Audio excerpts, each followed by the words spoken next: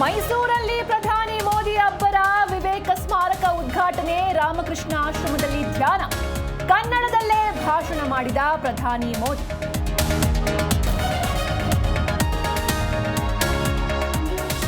Commonwealth ಗೇಮ್ಸ್ನಲ್ಲಿ ಭಾರತಕ್ಕೆ ಇಂದು 3 ಚಿನ್ನ. ಮಹಿಳೆಯರ ಬಾಕ್ಸಿಂಗ್ನಲ್ಲಿ ಪ್ರೀತಿ ಜಾಸ್ಮಿನ್ ಸೋಮನ್ಗೆ ಚಿನ್ನ. ಭಾರತಕ್ಕೆ ಒಟ್ಟು 30 ಪದಕ.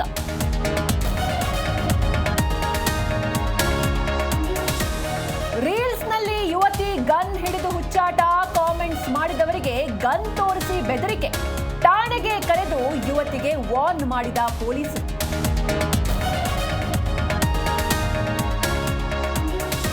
ರಾಜ್ಯದಲ್ಲಿ ಮುಂದುವರಿದ ವರುಣನ ಆರ್ಭಟ, ಕೊಡಗು ಚಿಕ್ಕಮಗಳೂರಲ್ಲಿ ಧಾರಾಕಾರ ಮಳೆ.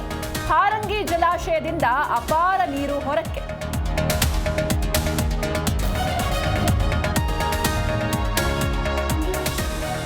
ಸರ್ವಪಕ್ಷ ಸಭೆ ಬಹಿಷ್ಕಾರಕ್ಕೆ ಬಿಜೆಪಿ ಚಿಂತನೆ, ನೀರ್ ಬಿಟ್ಟು ಈಗ ಚರ್ಚೆ ಅಂದ್ರೆ ಹೇಗೆ?